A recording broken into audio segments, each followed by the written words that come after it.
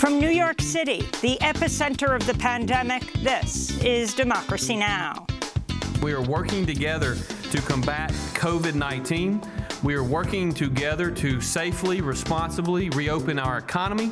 We're asking everybody to start with these basics. No work, no shopping, no rent, no mortgage, no school, no borders, no prisons, right? Let's all take joint action together. Today is May Day. The international holiday usually brings millions into the streets to march for workers' rights around the world. This year, many people are joining a call in the U.S. for a general strike that includes a rent strike and an unprecedented coalition of essential workers who are calling out sick and walking out to demand better health and safety conditions along with hazard pay. We'll speak with Kali Akuno with Cooperation Jackson in Mississippi, which issued a call to action towards a general strike to end the COVID-19 crisis and create a new world. Then, for the first time today, Democratic presidential candidate Joe Biden responds to sexual assault allegations against him, breaking his silence after weeks of mounting pressure. He denies the charges. It's the first time Joe Biden has spoken publicly about Tara Reade, a former staffer who says he sexually assaulted her in 1993. I looked up to him. He was supposed to be a champion of women. And I was so thrilled to be at that office and so honored.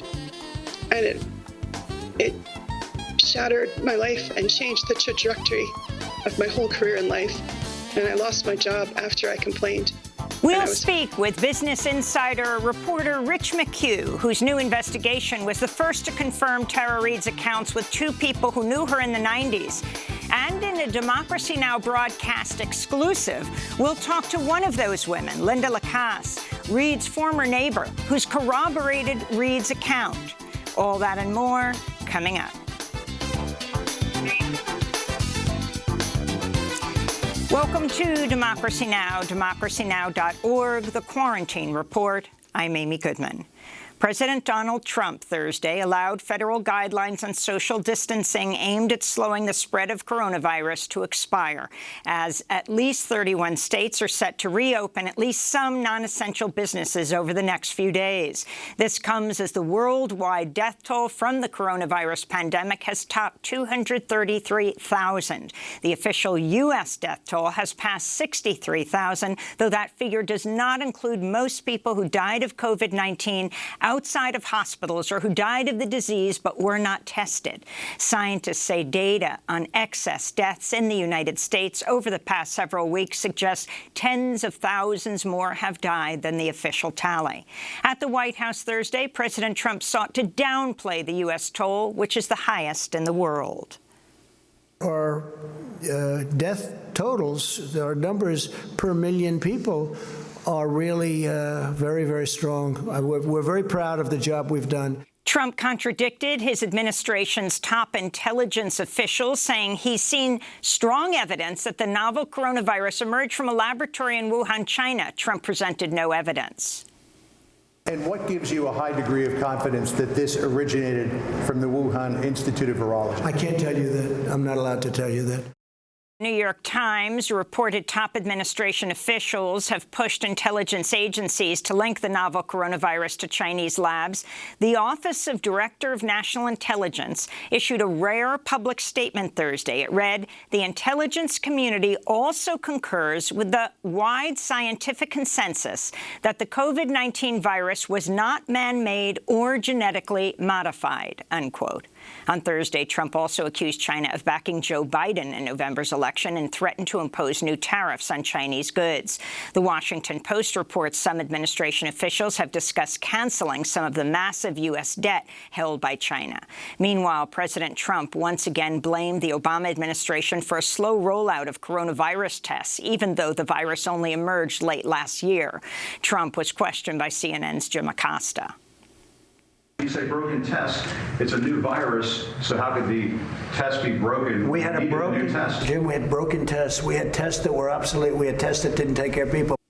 In Indiana, Vice President Mike Pence wore a face mask Thursday as he toured a General Motors plant that's now making ventilators. Pence's about-face came 2 days after he violated hospital policy by refusing to wear a facial covering while meeting with doctors and COVID-19 patients during a tour of the Mayo Clinic. In Maryland, Republican Governor Larry Hogan said Thursday the National Guard's protecting 500,000 coronavirus tests imported from South Korea at an undisclosed location to prevent the federal government from seizing them. Governor Hogan told the Washington Post he diverted a Korean Air passenger jet to Baltimore-Washington International Airport to evade the scrutiny of the federal government. We landed it there with a large contingent of Maryland National Guard and Maryland State Police because this was an enormously valuable payload. It was like Fort Knox to us because it was going to save the lives of thousands of our citizens. At least 6 states report the Federal Emergency Management Agency, FEMA, has intercepted orders for needed medical supplies. In Texas, ProPublica reports state officials are refusing to reveal which nursing homes and long-term care facilities have COVID-19 cases, citing a state medical privacy law. At least 300 people have died in such facilities, and family members report they're unable to make informed decisions about how to best care for vulnerable loved ones. In California, Governor Gavin Newsom has ordered beaches in Orange County closed after crowds defied social distancing rules. California reported 95 more coronavirus deaths over the most recent 24-hour period. Here in New York, Governor Andrew Cuomo Thursday announced plans to deploy thousands of workers to trace the contacts of everyone who's tested positive for the coronavirus. Cuomo said he hopes to assign 30 contact tracers for every 100,000 New Yorkers. Billionaire former presidential candidate Michael Bloomberg will oversee the program. Governor Cuomo also announced that beginning May 6th, the New York City subway system will be shut down between 1 and 5 a.m. each day to clean and disinfect subway cars and stations. It's the first time in over a century of New York subway history that transit officials have canceled 24-hour service across all subway lines. The shutdown will exacerbate a crisis for thousands of unhoused residents of New York City who've used subway cars as shelters of last resort. In California, medical students and doctors with the UC San Francisco Do Not Harm Coalition staged a die-in outside the home of San Francisco Mayor London Breed Wednesday to protest her refusal to swiftly move unhoused people into hotel rooms. The die-in lasted 30 minutes to symbolize 30,000 vacant hotel rooms in the city that could be used to house the homeless during the pandemic. The protesters also hold a moment of silence for 3 unhoused people in San Francisco who've died of COVID-19. In Michigan, Democratic Governor Gretchen Whitmer has extended a state of emergency declaration until May 28th over the objections of Republican state lawmakers. On Thursday, hundreds of protesters defying social distancing rules, many of them armed with assault rifles and wearing tactical gear, descended on Michigan's state capital in Lansing, demanding a lifting of remain-at-home orders. The crowd packed into the Capitol rotunda tried to storm onto the floor of the legislative chamber. Lawmaker Dana Pahanke tweeted a photo of armed men looking down from the gallery. She wrote, "Directly above me, men with rifles yelling at us. Some of my colleagues who own bulletproof vests are wearing them. I have never appreciated our sergeants at arms more than today," she said. The protests came a day after Michigan State Senator Sylvia Santana introduced a bill to ban the Confederate battle flag from display on the Capitol grounds. Last Friday, Republican lawmaker Dale Zorn wore a face mask resembling a Confederate flag to the floor of the Michigan Senate. On Wednesday, State Senator Erica Geis called for Zorn to be formally censured. We cannot make progress or change by ignoring issues of race or by tolerating examples of hatred, whether overt, covert, by microaggression, or by accident. In Puerto Rico, activists in dozens of cars held a caravan for life through San Juan to demand the government provide more COVID-19 tests and sufficient resources for people to stay at home during the pandemic. Police stopped the caravan and said their sound trucks were illegal. When organizer Giovanni Roberto demanded police describe the laws they were breaking, they arrested him. He was released later in the night. His charges of obstruction of justice were dropped. We'll have more on the coronavirus crisis in Puerto Rico later in the the broadcast. The Economic Policy Institute reports a staggering 12.7 million U.S. workers have lost their employer-based health insurance since the start of the pandemic. The finding came as the for-profit healthcare firm Cigna reported better than anticipated profits during the first quarter and said it's expecting to meet its profit estimates for 2020. Today, as rent comes due and tens of millions of U.S. workers have been left unemployed by the pandemic, people across the United States are joining a general strike on May Day, the same day President Donald Trump says much of the country will reopen for business. Among those walking off the job or calling in sick to demand workplace protections are employees of Amazon and its subsidiary Whole Foods. In Washington, D.C., protesters painted a mural Wednesday with the words "Protect Amazon Workers" on the street outside a mansion owned by Amazon CEO Jeff Bezos, the world's richest person. Amazon reports revenues surged 26% in the first 3 months of the year to more than $75 billion as millions of homebound Americans under quarantine placed orders online with retail stores closed. Today, Amazon's ending unlimited unpaid time off for its workers who will have to choose between returning to the job or getting fired and possibly becoming ineligible for unemployment benefits. On Thursday, Amazon said a worker at a massive fulfillment center in Tracy, California, died of COVID-19, and others have tested positive for the disease at the warehouse. A federal appeals court Thursday ruled the Trump administration cannot withhold millions of dollars in funding from so-called sanctuary cities that refuse to cooperate with federal immigration enforcement. The ruling stems from a 2017 lawsuit filed by the city of Chicago against the Trump administration. On Wednesday, President Trump said he might withhold coronavirus aid from sanctuary states and cities unless they comply with federal immigration policies. In Southern California, immigrants jailed at the for-profit Adelanto ICE processing center are continuing a hunger strike to demand their release during the pandemic.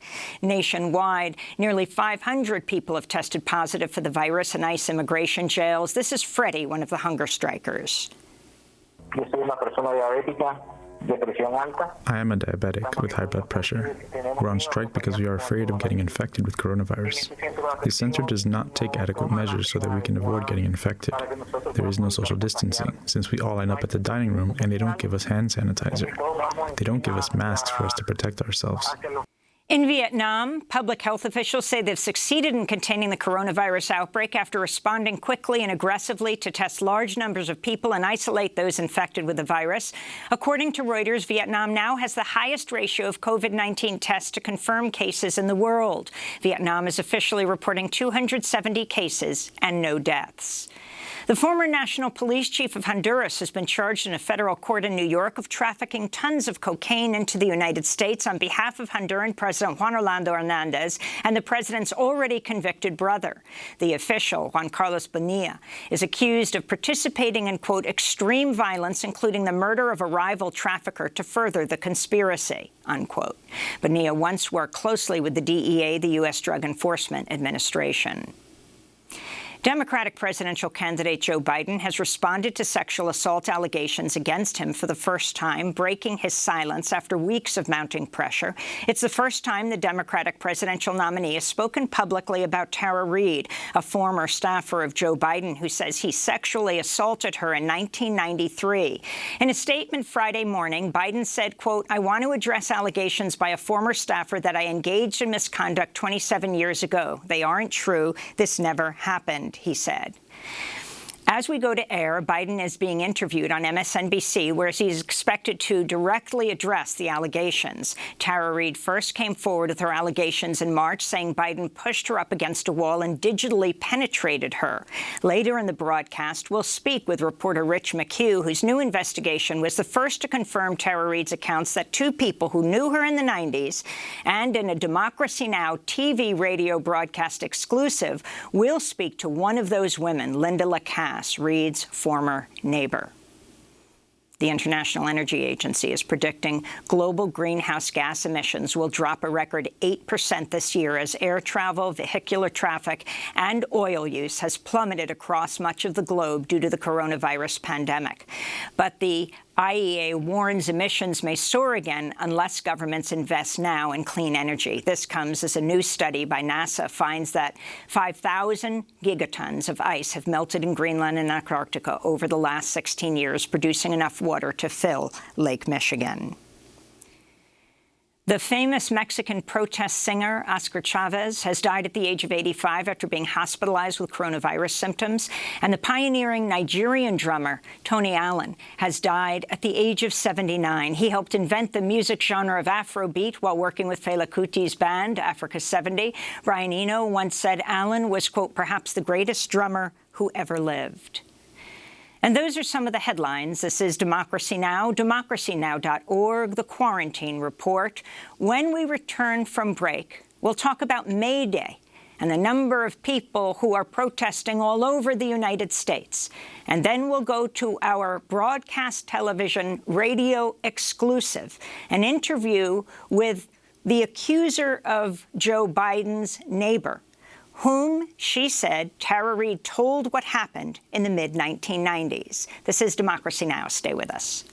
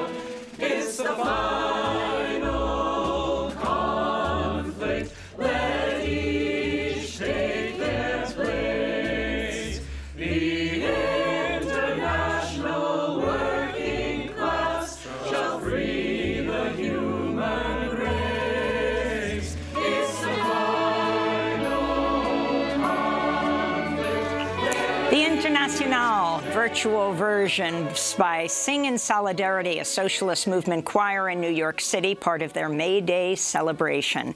This is Democracy Now!, democracynow.org, the Quarantine Report. I'm Amy Goodman here in New York, in the epicenter of the pandemic, joined by my co-host Juan Gonzalez from his home in New Brunswick, New Jersey.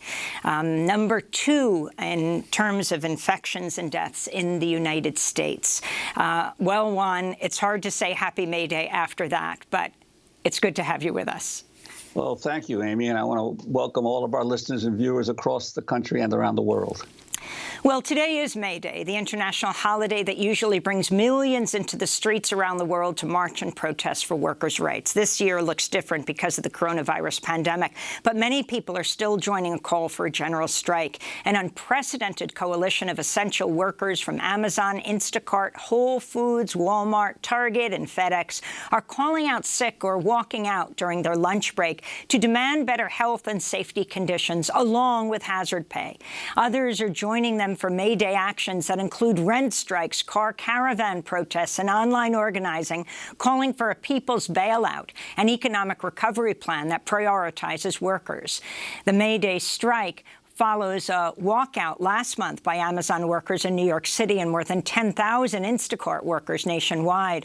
Whole Foods workers led a national sick-out on March 31st, and sanitation workers in Pittsburgh and bus drivers in Detroit have staged wildcat strikes. Well, for more, we're going to Jackson, Mississippi, to speak with Callie Acuno, co-founder and co-director of Cooperation Jackson, which issued a call to action towards a general strike to end the COVID-19 crisis and create a new world that launches today with a people's strike here on May Day. Their call has grown into this massive coalition of groups.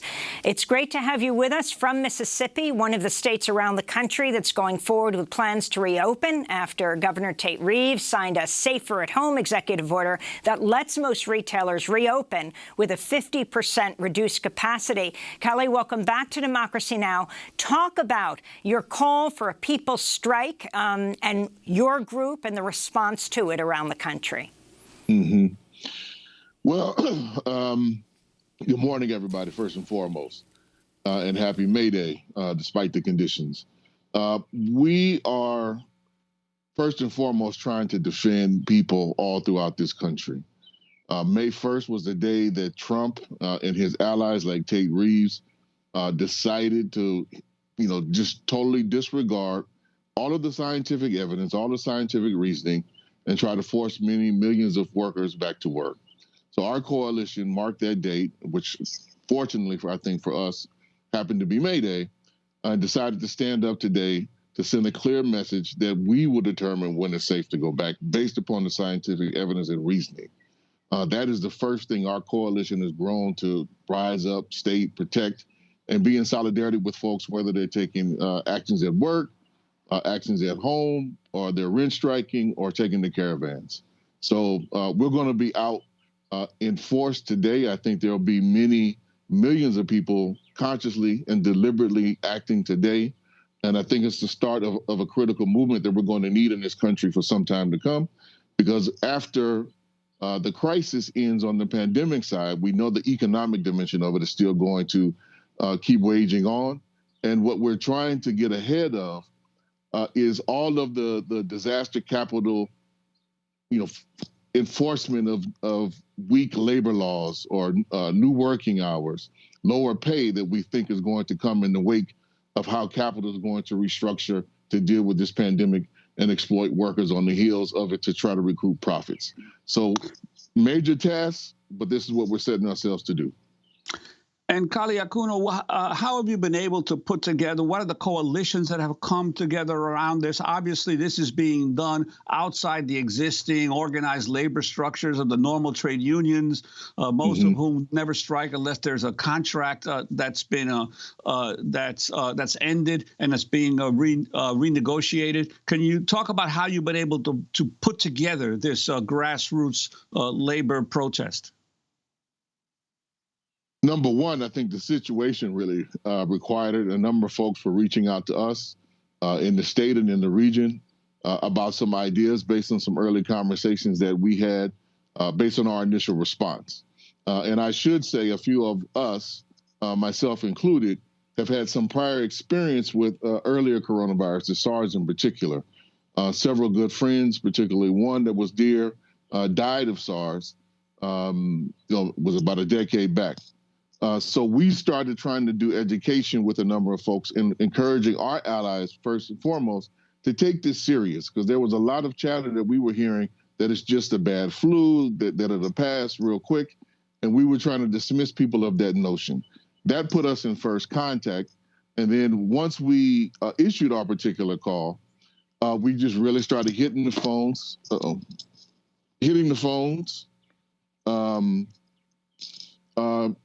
working our contacts, working our allies throughout the country to join the call to heed. We did a ton of outreach to organize labor, where there's actually, I would say, more support than people might think. Many people may not be able to take action in direct name, but I think we'll see a surprising number of actions taking place by rank and file workers all throughout the country as a result of our call, and also as a result of all the energy and wildcat strikes that emerged in March and that are still going on. Well, interestingly, Kali, there was an article in today's New York Times that may put a little bit of an international dimension of what's going on here. There's a major battle going on right now across the border in Mexico as U.S. companies are trying to keep the maquiladoras, the plants that manufacture for the U.S. market, open, while the Mexican government wants to keep all these industries closed because there's been so many deaths from COVID-19 among factory workers. There's one plant in Mexico, a Lear plant that produces car seats, where already 13 workers have died from COVID-19, and yet the Lear company wants to keep that plant open despite what the Mexican government is saying. And the U.S. is claiming that these factories are essential to the United States, not to Mexico. They're essential to the United States, so they want the Mexican government to keep it open. On May Day, International Workers' Day, the idea that workers in other countries are being forced to keep their plants to be kept open just to service the U.S. is astounding. Well, we're seeing that in other places too. I mean, we've heard about some similar things going on in the Caribbean.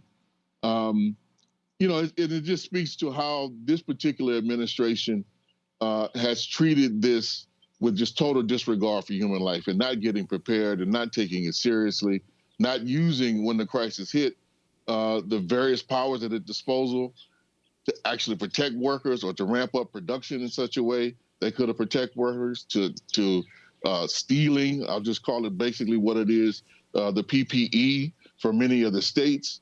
It's been a real, in my view, criminal enterprise that we are really going to have to reckon with going forward.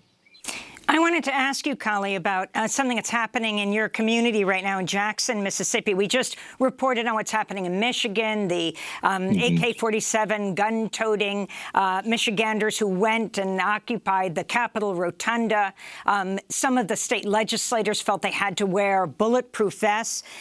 You're in the capital of Jackson, Mississippi, where the mayor, Chokwe Lumumba, has extended a stay-at-home order another 2 weeks and also just announced he will not renew a controversial executive order banning the open carry of firearms in the city.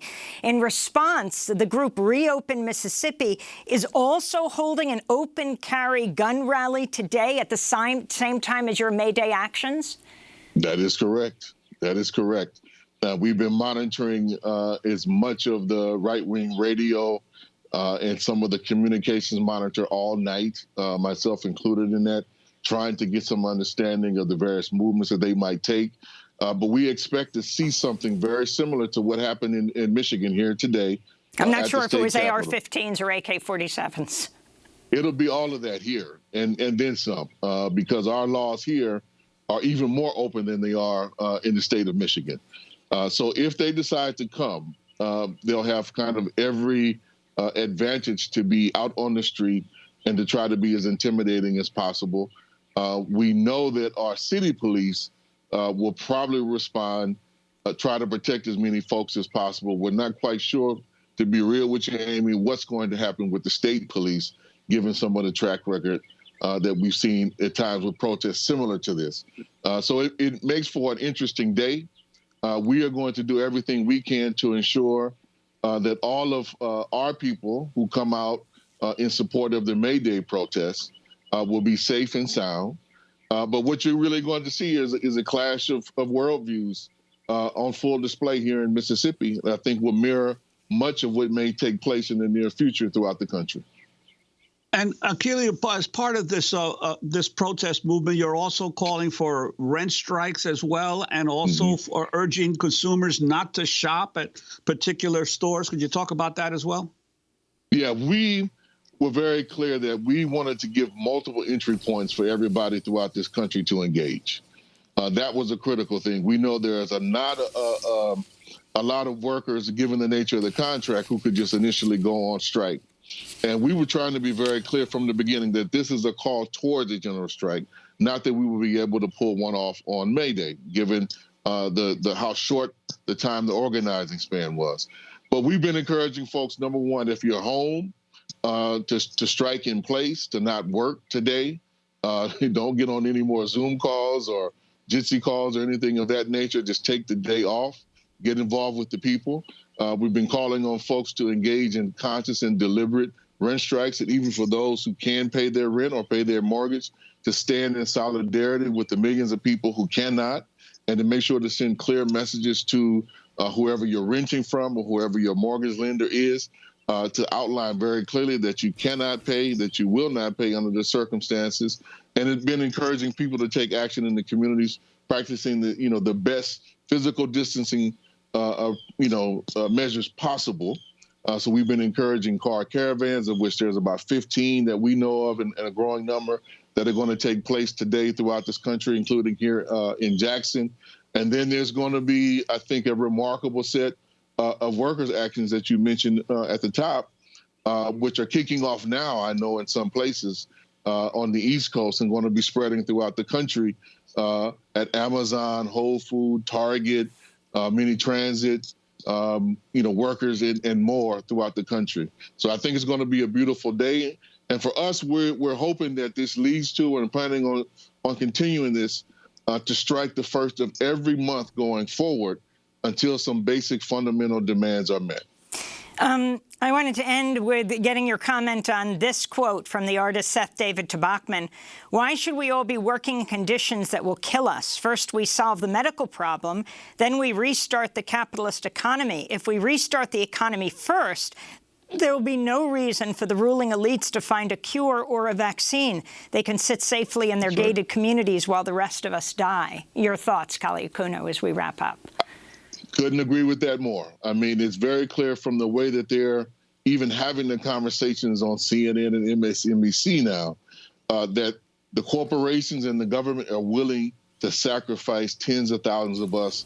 As one of them said, there's something more important than life. I think that was the most absurd statement I ever heard. We have to put people before profits. That's first and foremost. Kali Akuno, I want to thank you for being with us, co-founder, co-director of Cooperation Jackson in Mississippi, which issued a call to action towards a general strike to end the COVID-19 crisis and create a new world. That launches today with a people's strike on this May Day. When we come back from break, we're bringing you a Democracy Now! Radio, television, broadcast exclusive. An interview with a woman who was a friend of Tara Reade's in the 1990s, who will talk about corroborating her telling her about her allegation at that time that then Senator Joe Biden sexually assaulted her. As we do this broadcast, presidential candidate Joe Biden is on MSNBC addressing the allegations of Tara Reade for the first time. Stay with us.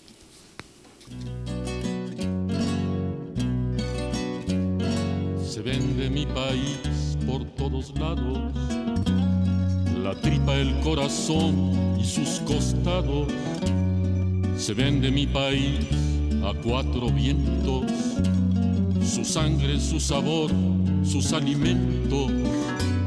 Se vende mi país cada momento, su hambre, su dolor, su sentimiento. Se vende mi país con todo y gente, se vende la palabra independiente. Yo no lo vendo, no, porque lo quiero. Yo no lo vendo, no, mejor me muero. Yo no lo vendo, no, porque lo quiero. Yo no lo vendo, no, mejor me muero.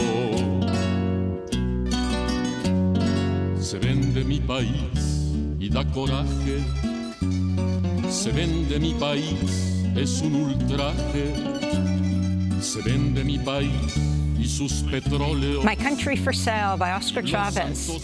He's died at the age of 85 after being hospitalized with coronavirus symptoms. This is Democracy Now!, democracynow.org, the Quarantine Report. I'm Amy Goodman with Juan Gonzalez. For the first time this morning, presumptive Democratic presidential nominee Joe Biden has responded to sexual assault allegations against him on MSNBC's Morning Joe, breaking his silence after weeks of mounting pressure to deny allegations put forward by Tara Reade, a former Biden staffer, who says he sexually assaulted her in 1993. In a statement Friday morning, Biden said, quote, "I want to address allegations by a former staffer that I engaged in misconduct 27 years ago. They aren't true. This never happened," he said. This is Biden speaking on MSNBC just before we went to broadcast. Would you please go on the record with the American people? Did you sexually assault Tara Reade? No, it is not true. I'm saying unequivocally, it never happened. And it didn't. It never happened. Do you remember her? Do you remember any types of complaints that she might have made? I don't remember any type of complaint she may have made. It was 27 years ago, and I don't remember, nor does anyone else that I'm aware of. And the fact is that I don't remember. I don't remember any complaint ever having been made. Have you, or your campaign, have you reached out to her? No, I have not reached out to her. It was 27 years ago. This never happened. And when she first made the claim, we made it clear that it never happened. And that's as simple as that. Joe Biden was being questioned by Morning Joe's Mika Brzezinski about his senatorial records at the University of Delaware, which are sealed to the public, and his comments during the Brett Kavanaugh Supreme Court hearings, in which he said, for a woman to come forward in the glaring lights of focus nationally, you've got to start off with the presumption that at least the essence of what she's talking about is real, unquote. Joe Biden's denial comes as two more people have come forward this week to corroborate the account of Tara Reade. Business Insider reported earlier this week that Reade's former neighbor said the pair discussed the assault in detail in the mid-1990s, and that Tara Reade described then-Senator Biden pushing her up against a wall and digitally penetrating her. A former colleague who also knew Reade in the mid-90s said she'd spoken of being sexually harassed by her former boss in Washington, D.C. Tara Reade first came forward with her allegations in March. She recounted the incident on DemocracyNow. A warning, her description is graphic. I was approached by my supervisor. She handed me a gym bag and said, hurry, Joe wants this, so get it to him. He's meet you down towards the Capitol. And I went down the stairs, and I don't remember exactly where I was because there's connections between the Russell building and all of that and the corridors. But we were in a semi-private location. It wasn't a room. It wasn't the Russell office building. It was, his office. It was down in the corridors. And I handed him the gym bag, and then it was one, as I described, fluid moment. He was talking to me, and he said some things that I don't recall. And I was up against the wall, and I remember the coldness of the wall, and I remember his hands underneath my blouse and underneath my skirt, and his fingers penetrating me as he was trying to kiss me, and I was pulling away. And he pulled back, and he said, "Come on, man, I heard you liked me." But he was angry. It was like a tight voice. And he tended to smile when he was angry. And he isn't like the Uncle Joe like everybody talks about now. He was younger. He was my dad's age at that time and very strong. And he looked insulted and angry. And I remember feeling like I had done something wrong when he said that statement. And then I was standing there when he said, he was still near me. He said, pointed his finger and said, "You're nothing to me. You're nothing." And he walked away. And I don't remember exactly where I went after. I think I went to the restroom to clean up, but I don't remember precisely. The next memory I have is sitting on the cold stairs in the Russell building back stairs where the big windows are. And I remember just my whole body shaking. And I remember knowing that I had made him angry and that my career was probably over. Sitting on those stairs, the reality hit me. The next thing I remember was that night and talking to my mom, and she was like, "You need to file a police report. It's a sexual assault." And I didn't think of it as sexual assault, and I didn't really understand. And I was trying to just get over the shock of it because I looked up to him. He was supposed to be a champion of women. And I was so thrilled to be at that office and so honored. And it shattered my life and changed the trajectory of my whole career in life. And I lost my job after I complained, and I was fired. That's former Biden staffer when he was senator, Tara Reade, speaking in a Democracy Now! TV radio broadcast exclusive. To see the full interview, you can go to democracynow.org. We were following up on a podcast interview done by journalist Katie Halper. Many news outlets were slow to report Tara Reade's allegations, but her story gained renewed attention last weekend when archival video emerged of Reade's mother anonymously calling into Larry King's show on CNN in 1993 and making a reference to what happened to her daughter Tara. Hello. I'm wondering what a staffer would do besides go to the press in Washington. My daughter has just left there after working for a prominent senator and could not get through with her problems at all. And the only thing she could have done was go to the press, and she chose not to do it out of respect for him. Or she had a story to tell, but out of respect for the person she worked for, she didn't tell it. That's true. Tara Reade has confirmed the voice of the caller was her mother, who died in 2016. Joe Biden's campaign has denied Reade's sexual assault claim, calling her allegation untrue. All this comes as Joe Biden has picked up several high-profile endorsements this week, including House Speaker Nancy Pelosi and Congressmember Pramila Jayapal, who co-chairs the Congressional Progressive Caucus. Well, for more, we're joined by the Business Insider reporter, Rich McHugh. He's a former NBC News producer, where he worked with Ronan Farrow on the story of Harvey Weinstein's serial sexual assaults. Rich McHugh's recent investigation confirmed Tara Reade's accounts with two people who knew her in the 1990s, and were joined by one of those women, Linda Lacasse, a former neighbor of Tara Reade, who's corroborated Reade's account. And she will be talking about that for the first time in a broadcast interview. Rich McHugh brought out the interview with her in print in Business Insider. Rich, let's begin with you. Talk about this story. Joe Biden, as we speak, is saying it's not true. Well, I think that's not unexpected, you know, for someone in his position.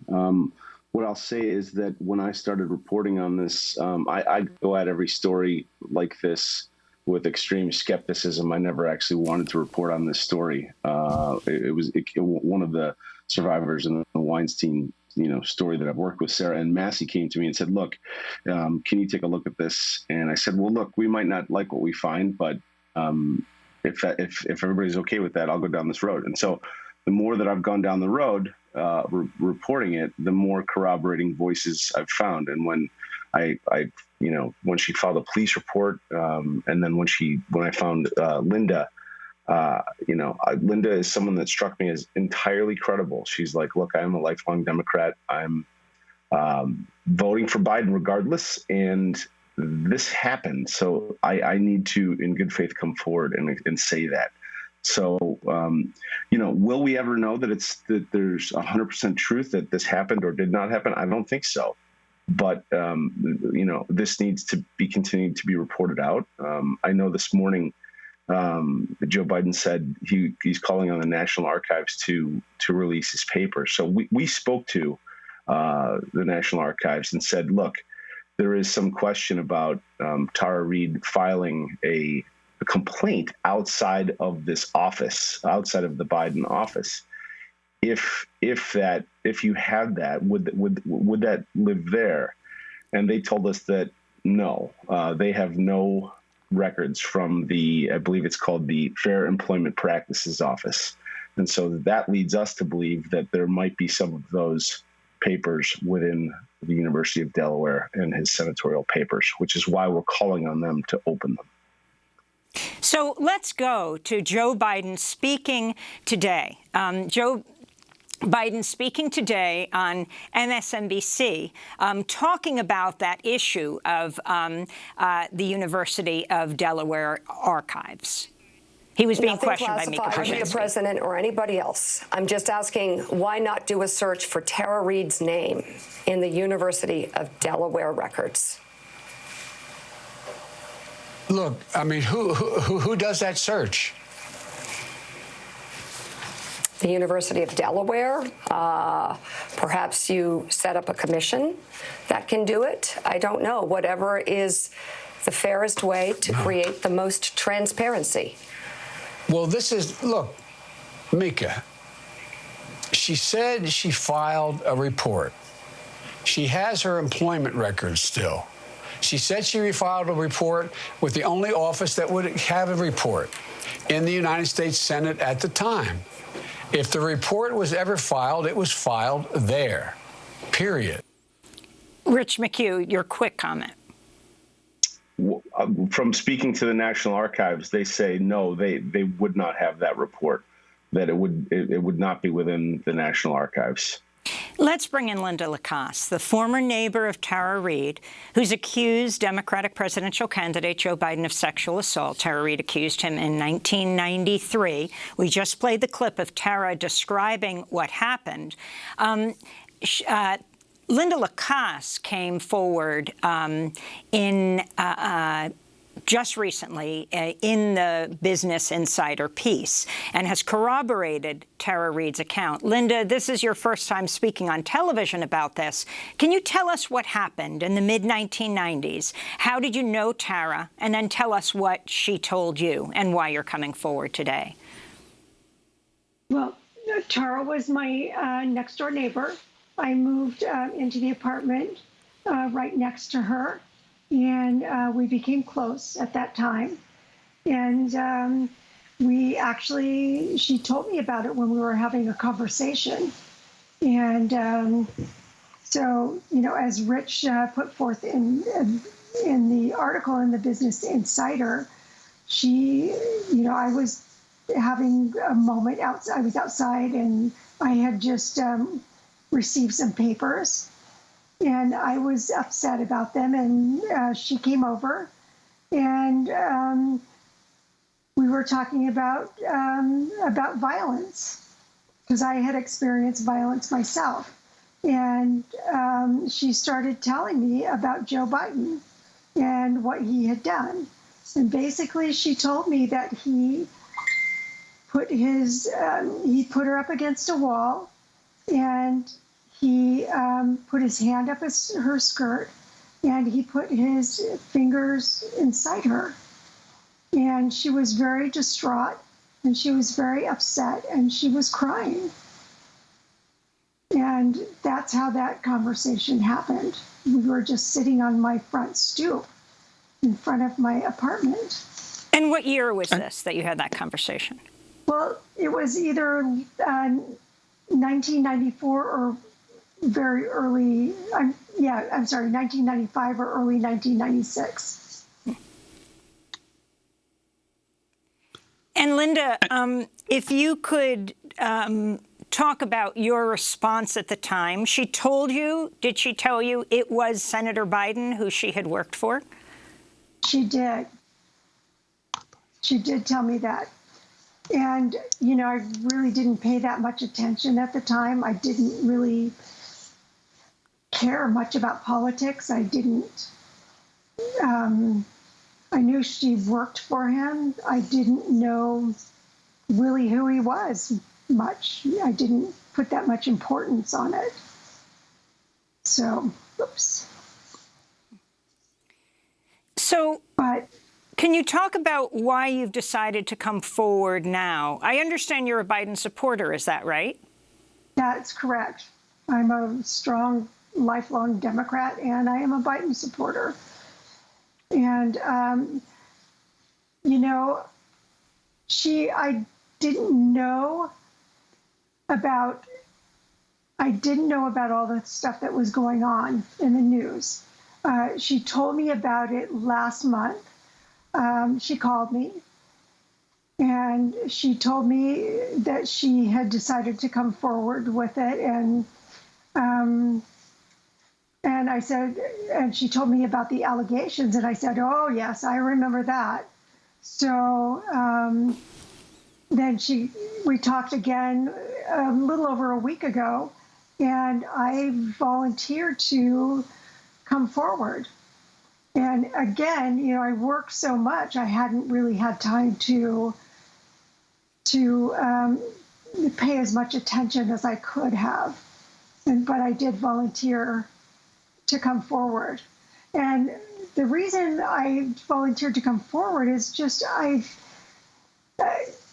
feel that the truth needs to be told, and her truth needs to be told. I believed her back then when she told me, and I believe her now.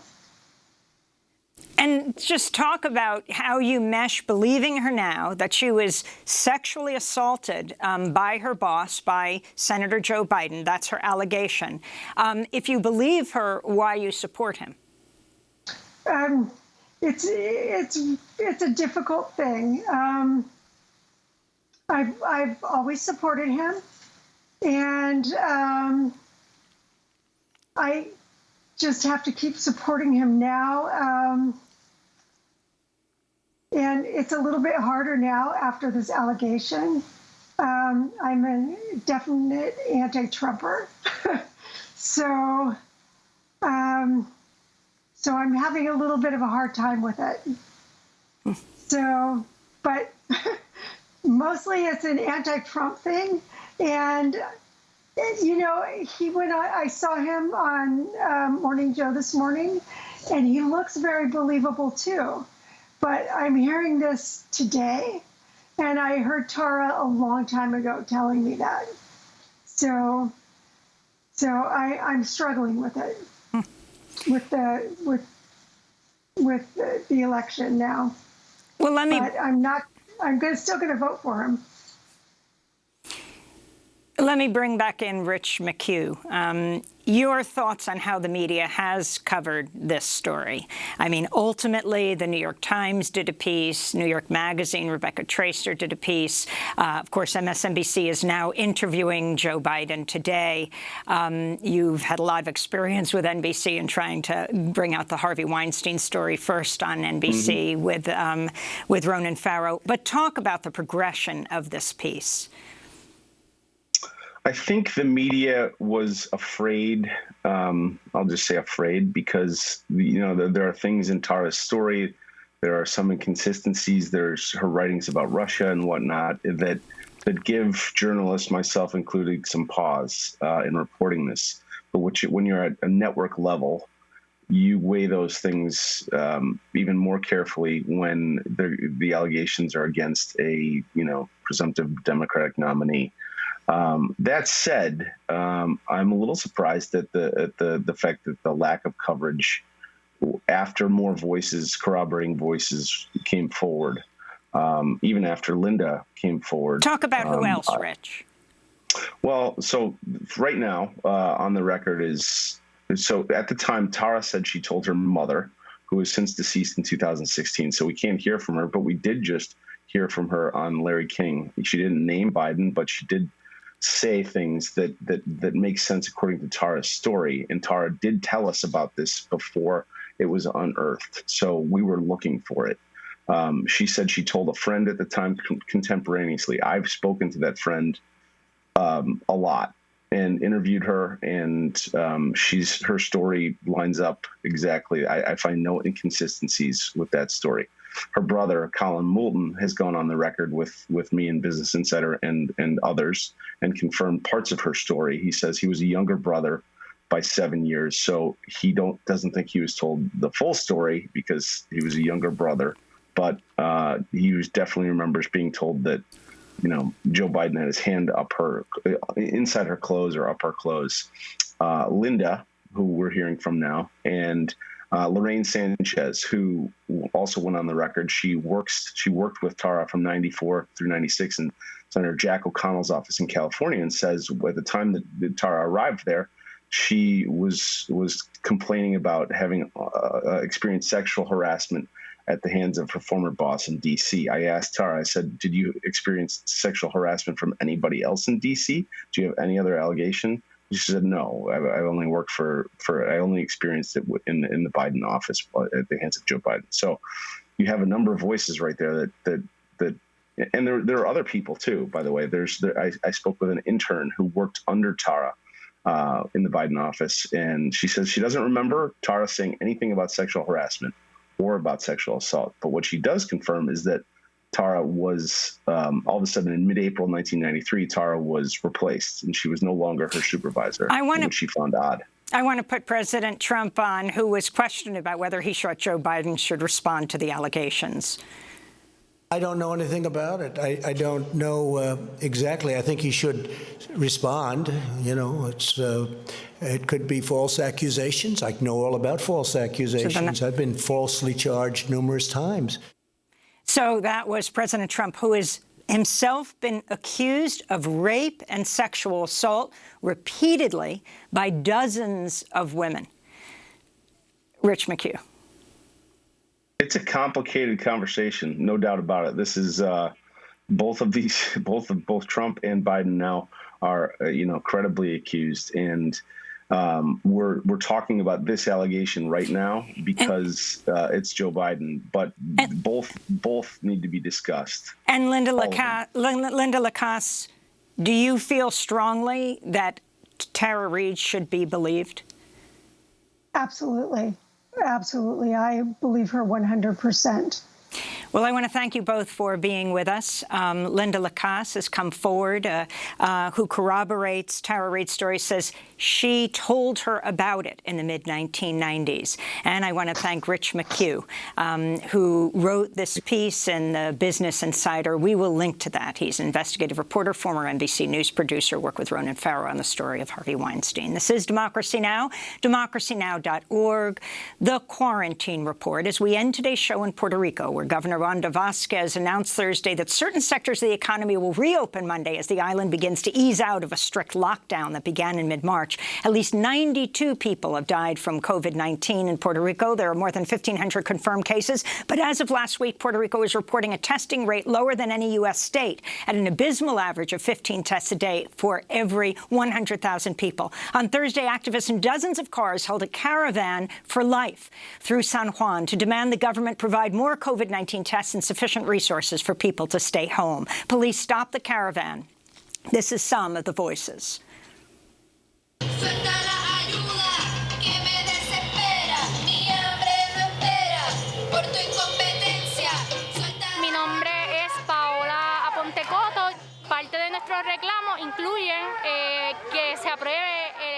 My name is Paola Aponte Coto.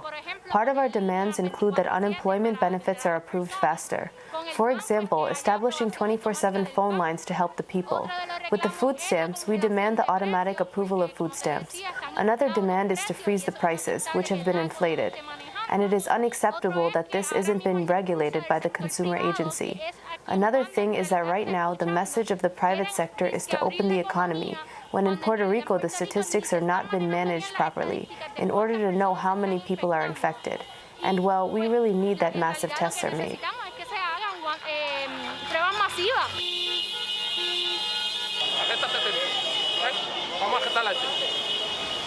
Arrest this guy. Let's arrest this guy. You're getting arrested now. Arrested. It's over. The patience is over.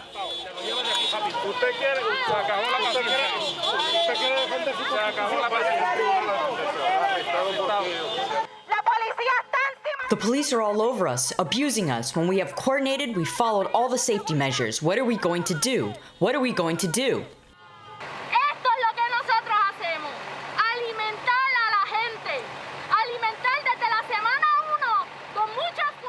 This is what we do. Feed people. Feed. Since week number 1, we've done it with great effort, taking strict safety measures so that our people may not suffer any needs. Today they arrested one of our comrades in a caravan very well organized and safe, which sought to show that human lives are first, and people need that the aid reaches them. People need to eat.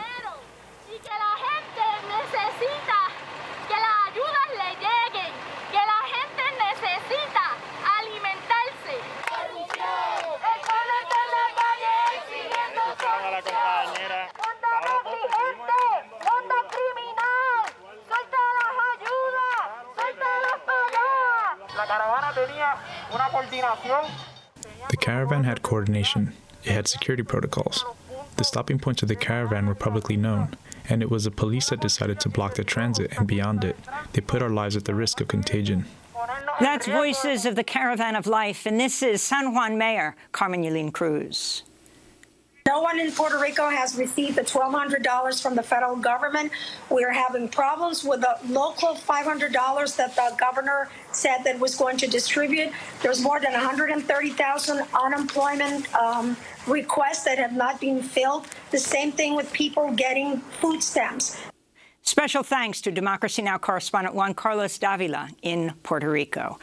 The organizer of the Caravan for Life, Giovanni Roberto, was arrested by police during the caravan and then later released. That does it for our broadcast. Democracy Now! Is working with as few people on site as possible. A majority of our amazing team is working from home.